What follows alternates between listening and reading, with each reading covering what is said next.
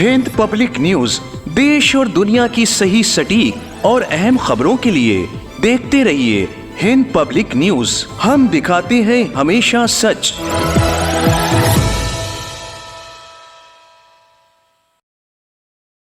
America ने Iran और Israel की जंगबंदी के बाद एक मर्तबा फिर अपनी बरतरी साबित करने के लिए ईरान पर नई पाबंदियां आयद करने का ऐलान कर दिया है, जिसके मुताबिक ईरान अब किसी भी देश को अपना कच्चा तेल यानी क्रूड ऑयल नहीं बेच सकता।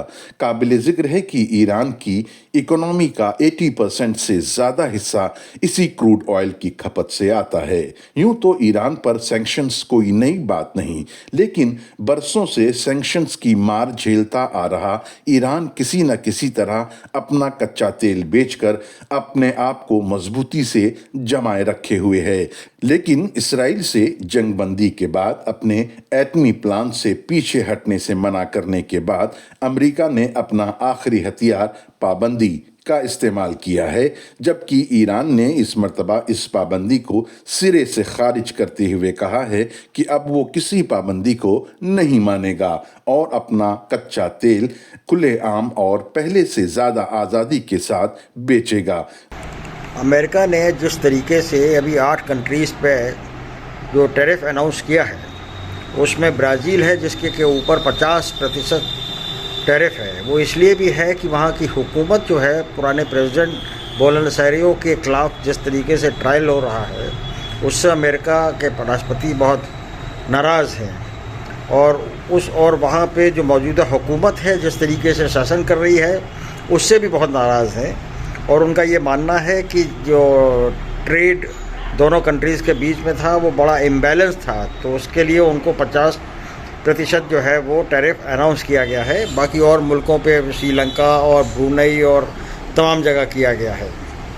तो जाहिर बात है कि इसका इन तमाम कंट्रीज़ के इकॉनमी में फ़र्क पड़ेगा। रही बात ईरान में जो सैंक्शन इशू हुए हैं, तो ईरान को तो सैंक्शन जो है वो बर्दाश्त करने की आदत हो गई है। बहुत सालों से सैंक्शन चल रहे हैं और बीच बीच में कभी कोई छूट मिली तो मिली, लेकिन अभी जो क्रूड ऑयल का जो हुआ है उससे हिंदुस्तान को भी बहुत फ़र्क पड़ेगा, हिंदुस्तान का भी काफ़ी नुकसान होगा। और जिस तरीके से ये सैंक्शन किए गए हैं उससे हिंदुस्तान को भी ये क्रूड ऑयल प्राप्त करने में बहुत दिक्कत होगी, महंगा होगा। तो इसका असर जो है तमाम मुल्कों में होगा, लेकिन उसमें हिंदुस्तान भी होगा। वहीं दूसरी तरफ ईरान इस जंग में अपनी बरतरी हासिल करने के बाद दुनिया भर के मुमालिक, खास तौर पर मिडल ईस्ट के देशों में उनके मुखियाओं से लगातार मुलाकात करके अपनी पोजीशन को मजबूत करता जा रहा है, जिससे अमेरिका समेत यूरोपीय मुमालिक में खलबली मची हुई है। तो वहीं गाजा के मसले पर दुनिया भर में, खासकर अमेरिका और इजराइल में भी अमन पसंद अवाम के मुजाहरे यूरोपीय देशों के सर का दर्द बनता जा रहा है।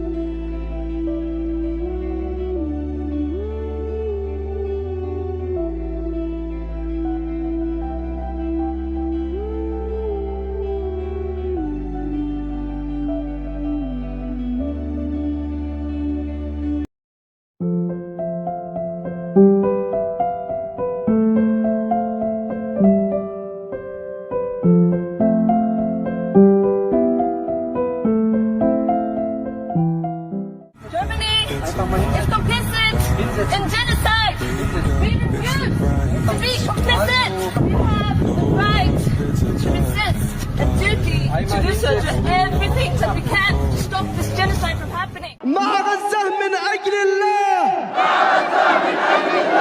ومع غزة من أجل الله وجهادا في سبيل الله وجهادا في سبيل الله أمتنا المسؤول الأول أمتنا المسؤول الأول الغزة مهما تتنصل